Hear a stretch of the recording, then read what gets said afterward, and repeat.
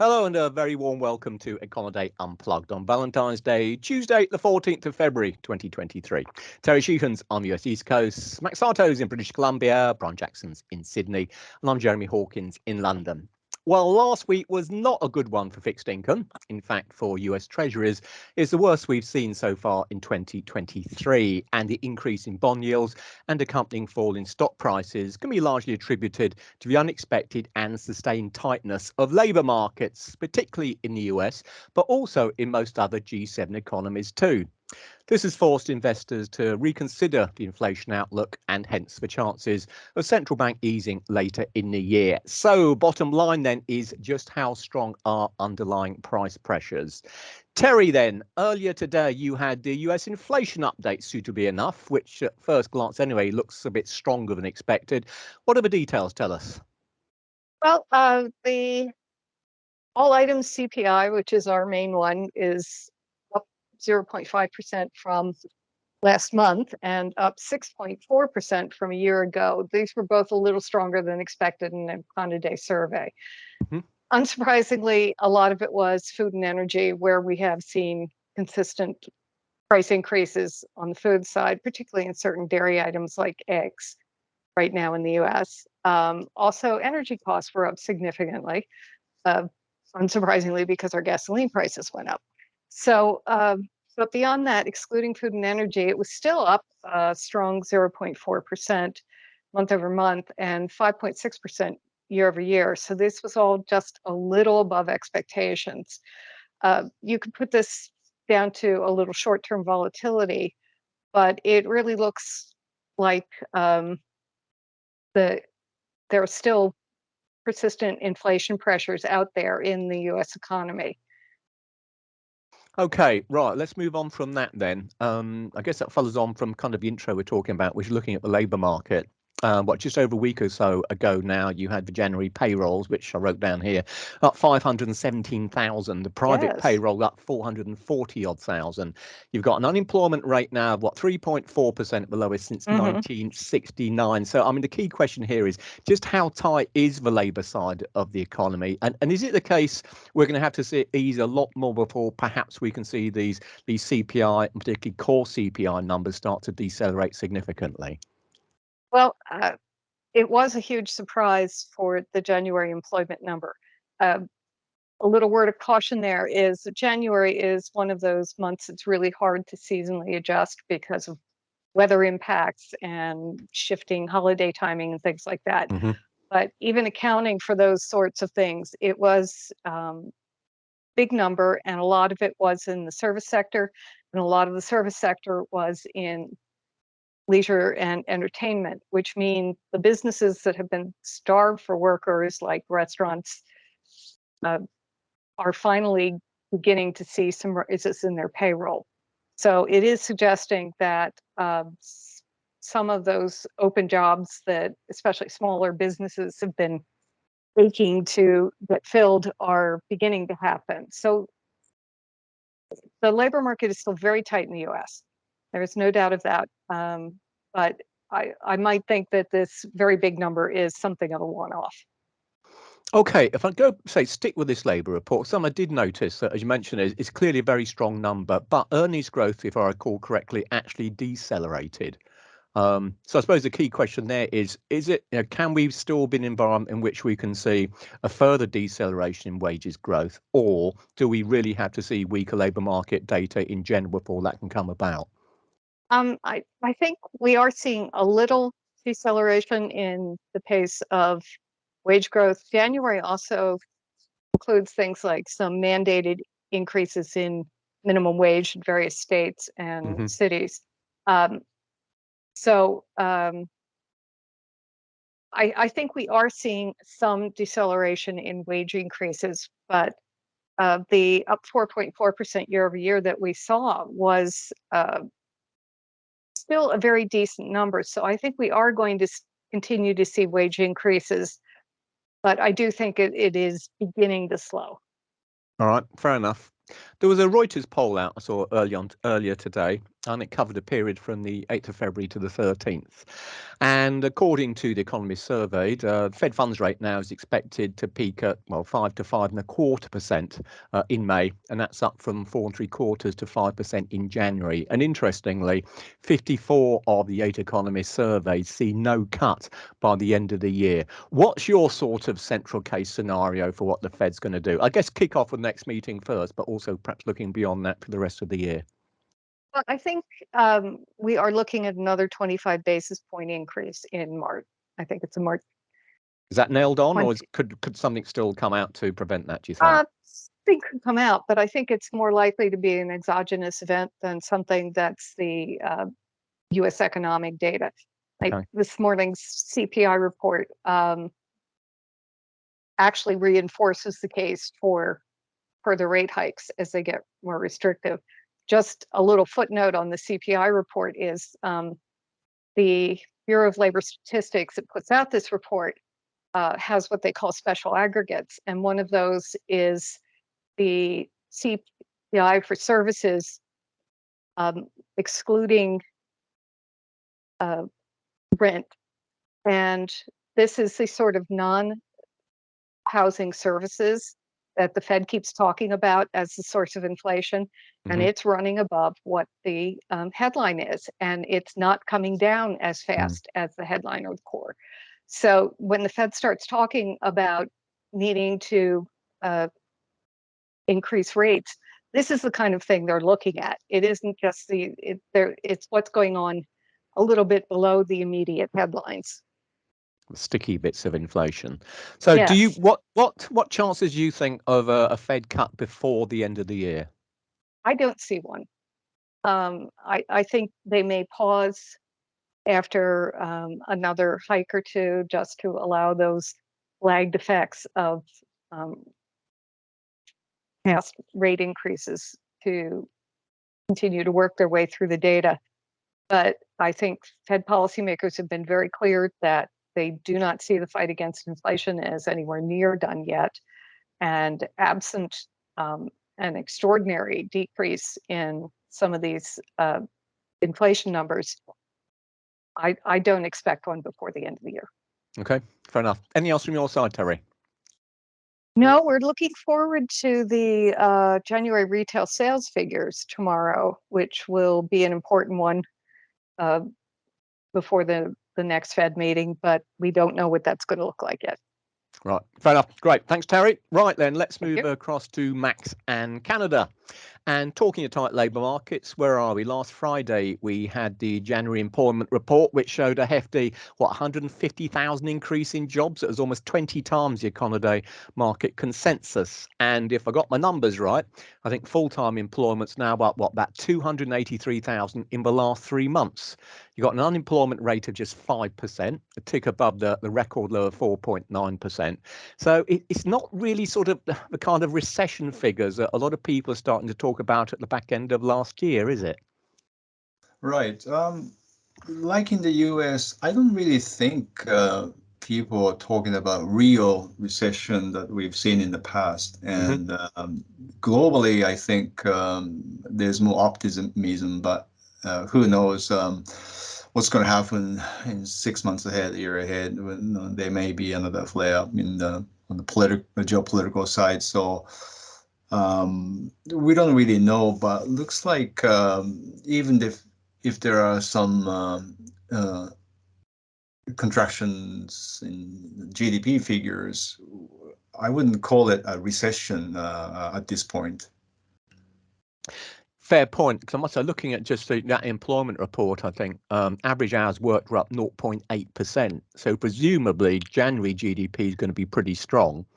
And if I remember rightly from the monetary policy report, the Bank of Canada was only expecting a 0.5% annualized growth in first quarter GDP. So at least in terms of the beginning of 2023, the real economy seems to be holding up pretty well. Yeah, I think it's correct. But the governor of the Bank of Canada is also keeping his outlook that there's going to be some bumps, so ups and downs. But if you sort of level it, it's going to be slow down, but then generally the economy is going to pick up next year. Okay, I was going to ask you about the Bank of Canada because after the last increase, which took us up to 4.5%, wasn't it?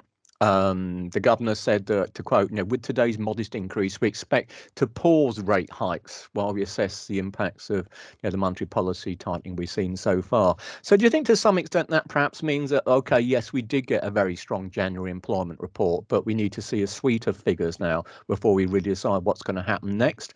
Or do you think they are now genuinely leaning in the direction of, well, we've probably done enough, but we'll just wait and see?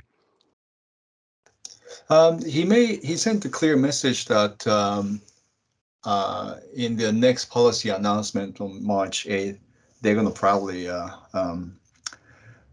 pause. But then he, at the same time, he keeps saying this pause is conditional, and they would act if numbers keep coming on the upside. So I think their thinking is at the central bank is they don't want people to be too relaxed and again keep spending, not fearing any downtimes and downturns, and that kind of a sentiment could keep the labor market even tighter, and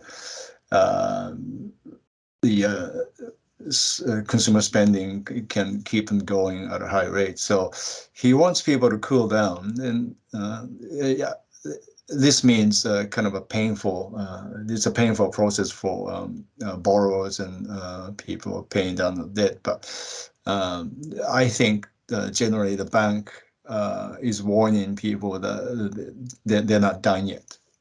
Okay, fair enough. Not so in terms of sort of the numbers that the BOC is looking at. Is it a case that the wages is a major part of what they're focusing upon, or are there a lot of other factors as well? Yeah, I would think so, because in North America, the US and Canada, which we're talking about, the stickiness of service prices, which basically comes from wage pressure. So that's probably the focus at the moment. All right, fair enough. Anything else you want to put in from Canada?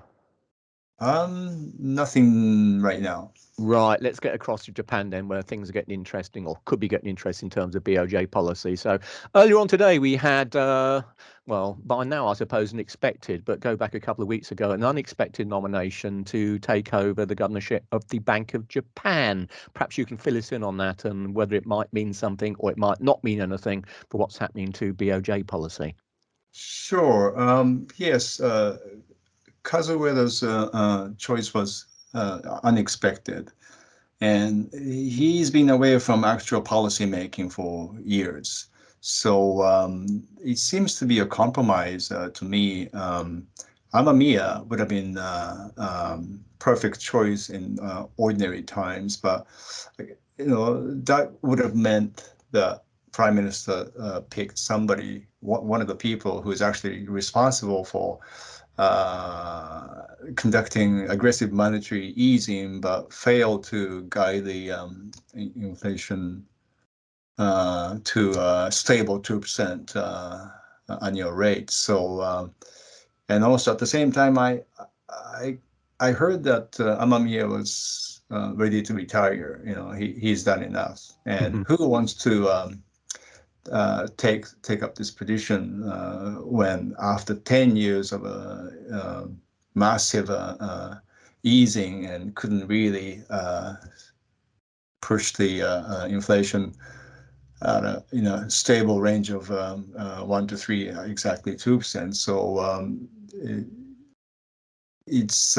I think it's a kind of a compromise on the side of the prime minister.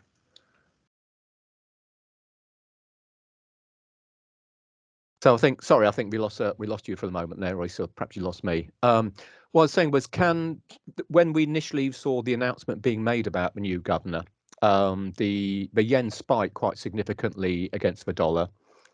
It paired some of those gains later on, but from the market perspective, appeared to be that but the new incumbent could be at least less dovish, let's say, for the yen, or dovish on policy than Kuroda was. So, I mean, do you think it is the case that he can indeed, or indeed would he even want to keep yield control at current levels, or in fact, perhaps just abandon yield curve control altogether?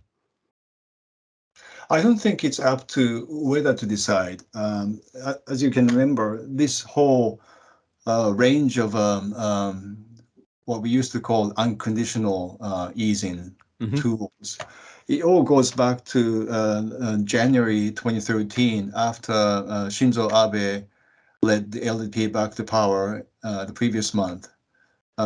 He believed using the reflationary policy mix would be popular among voters. So he forced the then Governor Shirakawa to adopt a clear 2% numerical target instead of saying we're going to hit 1% eventually.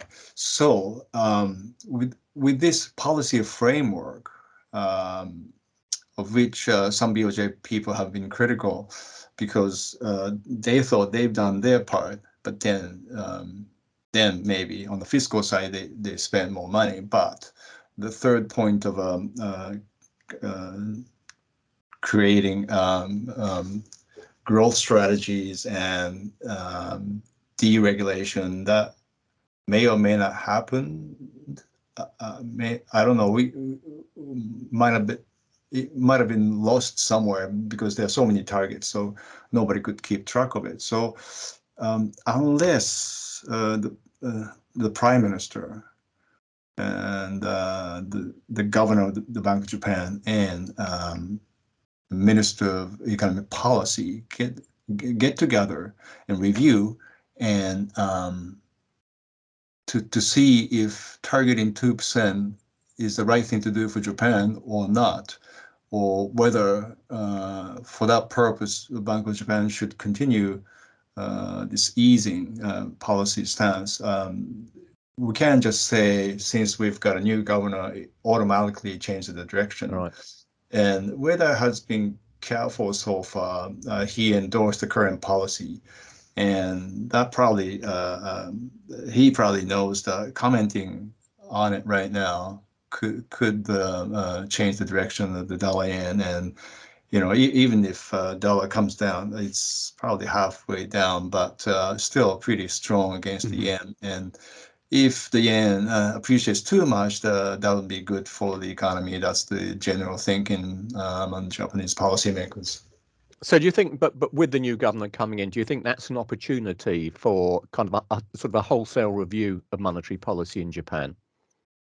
You have to take a look at that from the political viewpoint too. It looks like whether you can hit 2% inflation or whether we should cool off the inflation with a lot of policy measures, it all comes down to whether they can win regional election in April and any upcoming elections on a national level. So it may not come purely from the economic viewpoint. So that's after the politicians, the ruling camp. But like you said, yes, it would give them a good opportunity to review and formally say goodbye to Abenomics, which we don't know whether it worked or not in terms of creating domestic demand-based sustainable economic growth.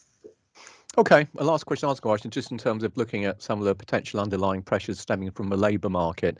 I think Japan, if I remember rightly, has got an unemployment rate of about 2.5%, which at least historically is low. Is the labour market very tight at the moment? And so, what's sort of happening with wages in Japan?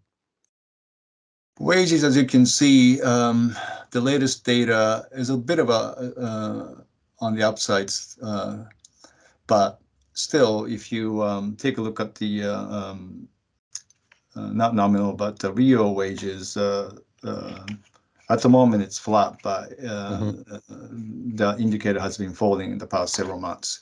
So even if big companies at the start of the new fiscal year in April raise wages average 2 to 3%, it's still at this point will be below 4% consumer inflation, and you can't just raise one year and do nothing the next year. So I'm not sure if wage is going to catch up with inflation consistently. And at the same time, we've seen job creation in even in the construction and manufacturing the past several months, catching up with the leisure and tourism industries. But the latest data showed manufacturing job creation slowed again. So it is tight,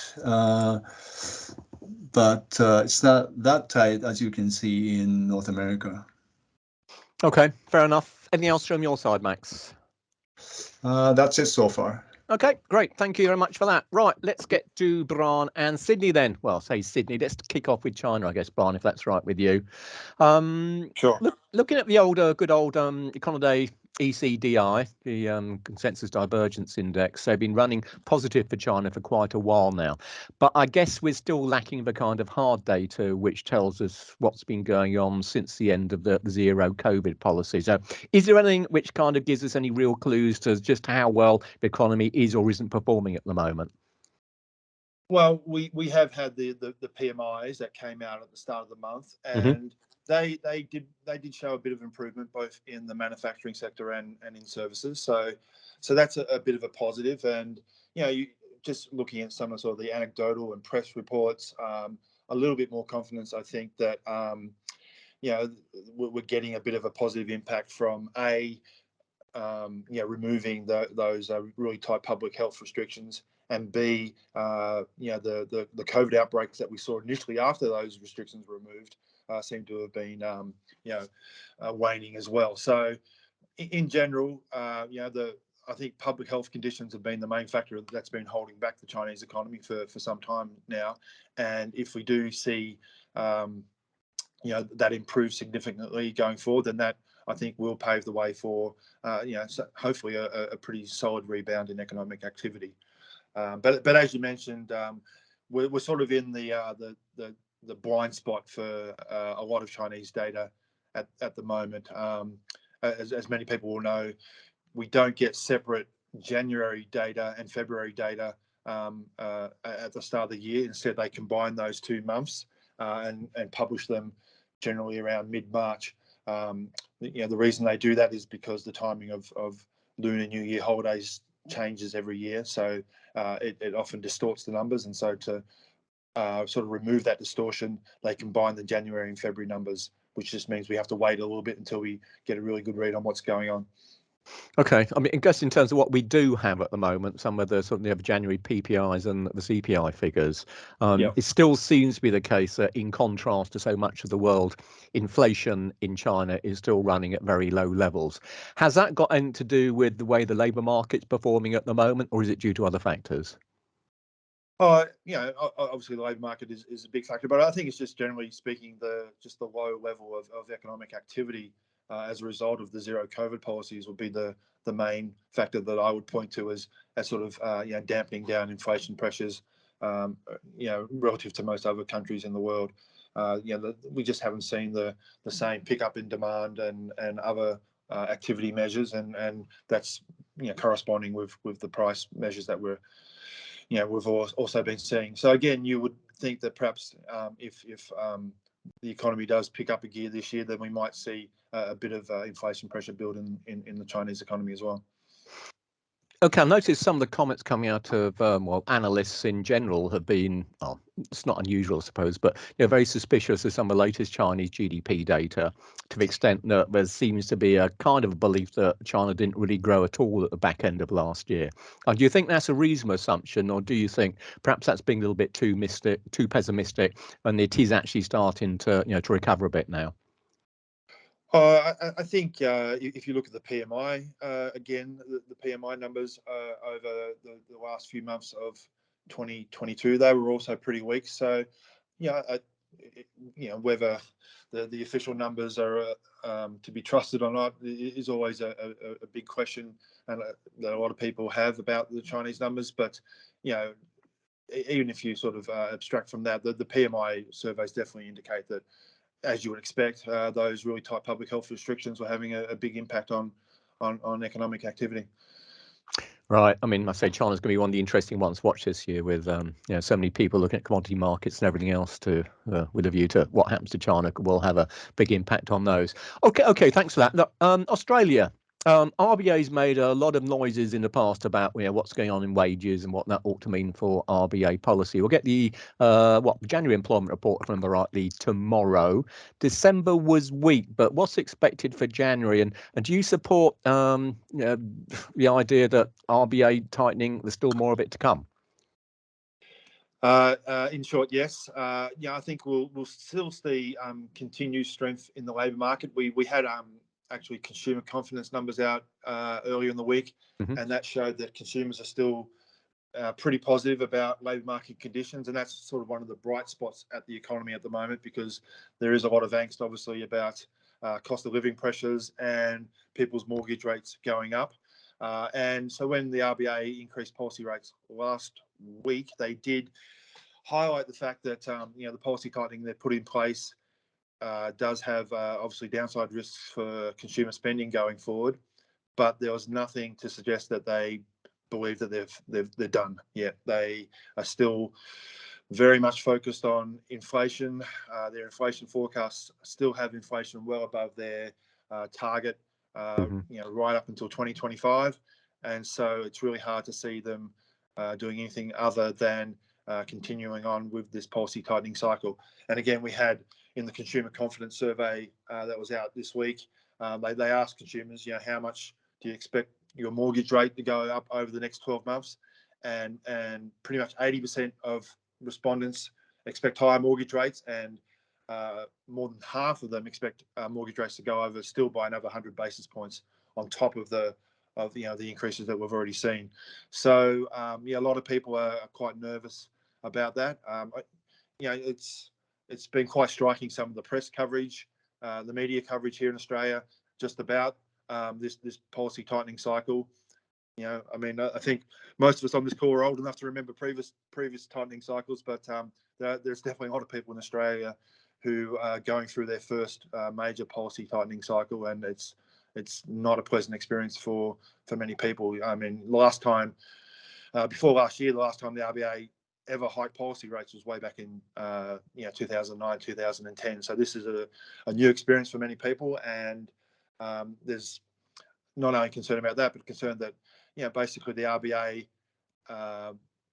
misjudged and misforecast what inflation and policy rates were going to do. And if you go back a couple of years, they were saying we weren't going to increase rates until 2024, and a lot of people have gone ahead and sort of made decisions based on that, and now they're feeling quite vulnerable when they see what is happening with mortgage rates. Right. Oh, I'll tell you what, there's a lot of people in financial markets, young traders, who've never seen interest rates moving up before. And indeed, it's interesting, there's a comment coming out from the ECB, a call attended last week, where was Klaus Knott, who's one of the most hawkish members of the ECB, essentially coming out and saying, well, to be perfectly honest, central banks are simply not used to, or probably have never seen interest rates going up so rapidly over such a short period of time. So it's kind of new territory for them, and the existing models they have, well, do they actually work in this environment? Okay, right. Well, in terms of aggressive central banks, let's ask you about New Zealand.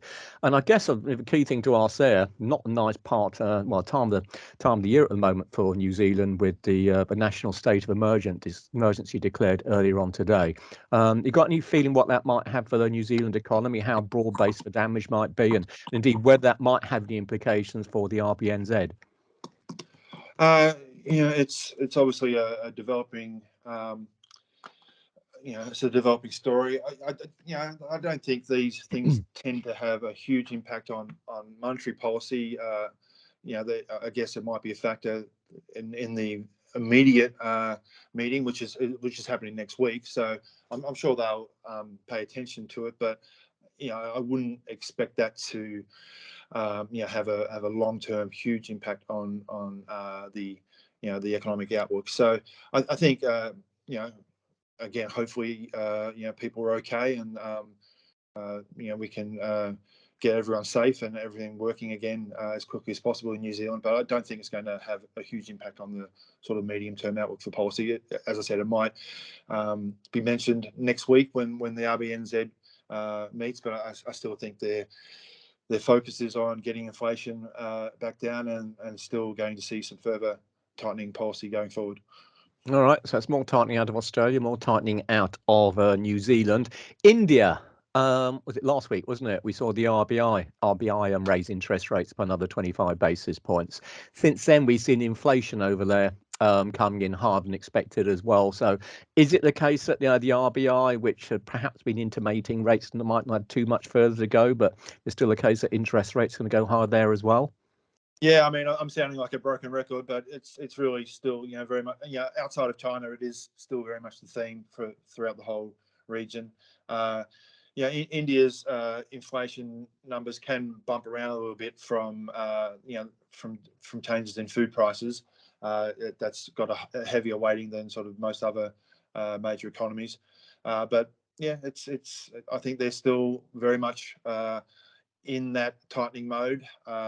We did have wholesale price inflation numbers come out yesterday, which showed a bit of a moderation, so that's helpful. But we had the headline CPI come back within their target range of 2 to 6% for a couple of months, but then it bounced back up to around 6.5% this month, the CPI. And they've been saying that they're not looking to get inflation back within the target range. They're looking to get inflation back to near the midpoint of that range, so around 4%. So they've still got quite a bit to do if they want to get inflation numbers close to that midpoint of the range. And so I think the outlook is still for a bit more policy tightening. Interesting, isn't it? Almost wherever we look at the moment, it still seems the case rates are going up, even though financial markets beginning this year were a good deal more optimistic. Okay, and also next week we've got South Korea. So okay, and another. The consensus there is for another rate increase. So just continuing on that sort of regional theme. Okay, that's great. Anything else from your part of the world? No, I mean, I guess just with Australia, just be aware that there are definitely, I think, increased pressure on the RBA going forward as a result of some of this, concerns about they've gone too hard, or they took too long to get going, or they made these mistakes with their inflation forecast. So they're feeling the pressure, definitely. There's questions being raised in Parliament. Actually, I was going to ask you about that. The governor's being doorstopped. I was going to ask you about that. Yeah. So he's on. Is it a thing on Friday? Is he being interviewed grilled on Friday or something like that? The RBA governor. I mean that's a regular thing, but oh right, okay. Yes, but I would expect him to have sort of tougher questioning than he's normally receives, and his term is due to expire later in the year as well, and so it was sort of presumed that he would probably be renewed, but now he might sort of face a bit more pressure about whether he will continue on in that role going forward. So it's there's a lot of angst basically at the moment, and the RBA will have to sort of tread carefully and manage expectations and manage the public reaction to the tightening that it believes it still needs to do. Excellent, interesting stuff. Thanks for that, Brian.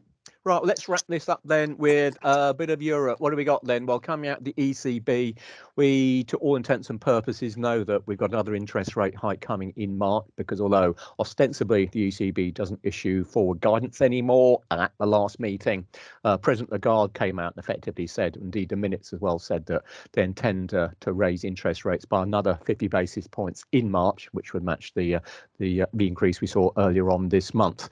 And that really does very much come down to what's going on in the good old labour markets, where we introduced the podcast. The unemployment rate in the Eurozone as of December, the latest reading came out last week, that's down at 6.6%, which is a record equaling low. That was unchanged from November. And even though there's been some sort of early tentative signs that the labour market may be starting to perhaps flatten out a little bit in some countries, even in the likes of Germany, where we saw a contraction in GDP in the fourth quarter, in contrast to, well, at least most of the rest of the bloc, even the rate there was down 0.1 percentage point at the end of the year to just 2.9%, and that's almost as low as it's ever been in Germany. So the bottom line is that right across the region, firms are clearly very reluctant to shed staff simply due to the shortages of labour supply. And that, I suppose, means ultimately that perhaps demand or GDP will need to slow by more than might usually be expected in order to ease market conditions in such a way that it eases wage pressures. So I think certainly within Europe at this stage anyway, even though the general outlook for the European economy is not overly optimistic this year, better than it was perhaps just a month or so ago, but nonetheless still looking for minimal growth at best. There's this sense that until we see perhaps a bigger downturn, then these wage pressures are going to be around for some while, and it may mean that we're getting close to the top end of the interest rate cycle for the ECB, but it's certainly going to be some while before we actually start to see interest rates coming down again. Indeed, if you look at what some of the hawks are saying at the moment, the Bundesbank president basically maintains that even after the latest interest rate increase, rates are not even restrictive. Klaus Knott from the Dutch central bank, he heads that one up, very much suggesting that he wants to see a 50 basis point hike in March, and to all intents and purposes, unless we start to see core inflation coming down a good deal more quickly, indeed they're at record levels, most of the cores at the moment, he's going to see another 50 basis point hike in the meeting after that. So certainly for Europe then, it still seems to be the case that despite beginning of this year, financial markets are really quite optimistic about the prospects for an interest rate cut before year end, and indeed there's still a good deal of speculation about that, simply in terms of the pressures stemming from the labour market on wages, and that feeding through into underlying or core inflation. It seems difficult to see how the central bank will be able to come out and cut interest rates, at least before we get into 2024, and perhaps it might well take quite a while to get into that as well before we see any kind of move on that front. Similar sort of picture, although it's rather more complicated, I think, as far as the UK is concerned. After the last meeting at the Bank of England, they kind of intimated that they're starting to, I guess, become a little bit softer on the interest rate outlook. We saw the 50 basis point increase coming through there. I think at this stage, it still looks as if interest rates are going to have to go up again in March time, but perhaps not by quite a much. But the big issue again comes back down to the labour market. And we had the labour market update in the UK today. Fourth quarter, the unemployment rate was unchanged at just 3.7%. And to put that in context, that matches its lowest rate since 1974. So bottom line is, the labour market is still very tight. Vacancies, demand for labour now is starting to fall, but it's only declining from historically a very high level. And the tightness of the market overall is reflected in average earnings, which is a key indicator for likes of the Bank of England. The overall rate actually fell, but that was mainly due to a fall in bonuses. Regular earnings, so if you like, what's happening to core earnings growth in the UK, that was up at 6.7%, compared with 6.5% last time round. And that's a record outside of the various distortions caused by the COVID period. So in other words, there's still significant underlying pressures on prices, which, as I mentioned, almost certainly means I think we'll get bank rate going up again next month. I guess they'll probably want to try and get away with 25 basis points if they can do. There's at least a couple of MPC members who didn't want to raise rates last time, or indeed at the meeting before that. And there's no one calling for 75 basis points now. So perhaps they'll try to compromise with a 25 basis point move. But either way, it's difficult to believe that UK interest rates have topped out at current levels. Let's quickly mention too, just in terms of rounding off Europe for in terms of impacts of labour market, looking at Switzerland. We had the update on their labour market as well earlier on this week, and that showed an unemployment rate of just 1.9%, and that's the lowest we've seen in Switzerland for 21 years or so. And a bit like the UK, we got vacancies, so kind of a proxy for demand for new workers starting to fall, but it's falling from near record high levels. And indeed, it's interesting that we had the president of the Swiss Employers Association, I think it was last week, really coming out and saying that it's a shortage of workers, which is the main obstacle to the Swiss economy moving forward in 2023 and 2024, and really calling upon the government to initiate programs which could boost the potential workforce by the best part of 300,000 or so. So big picture across Europe, and indeed, I think just putting together from what we're talking about generally is the fact that labour markets, by and large, are still very tight, and it's not really that clear that they're going to be easing in any time soon. Okay, then let's wrap it up for this podcast. So just to reiterate again, in summary, there are a few signs, at least, that labour markets in, well, some countries anyway, may begin to cool a little. But even when that is the case, the risk is that it's simply happening too slowly to keep a lid on wages. And that's going to sit at all well with those central banks whose, well, basically credibility hangs in the balance with inflation still so far above target. So while the peak to policy rates may not be too far away, outright rate cuts for most remain a long way off. Data dependency is the widely touted central bank catchphrase these days. Of course, all the key data and market moving events can be found and analysed in Econoday's global economic calendar. So do take a look. Meantime, on behalf of Terry, Max, Brian and me, thanks as always for listening, and we hope to see you next time. Bye for now.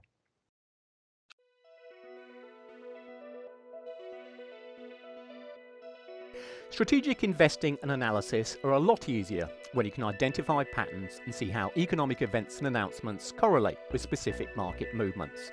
The Econoday Investors Journal provides a convenient and easy way to follow important economic events every day, every month throughout the year. View the most important market moving events for the upcoming year in a glance. The Econoday Investors Journal is your essential desktop resource for economic events and indicators, FOMC meetings and announcements, US banking holidays, equity settlement dates and more. The Econoday Investors Journal is much more than a financial calendar. It's an indispensable tool to help you anticipate active days in the market. Learn the intricacies and interactions of the market, record daily market activity, and explore helpful insights from experienced market analysts. Take advantage of our informative resource centre, which includes a comprehensive glossary of need-to-know terms, clear, concise information on policy and historical trends, useful graphs, and a guide to the influencing factors and people to watch at the Federal Reserve. Order your Econoday Investors Journal now at shop.econoday.com.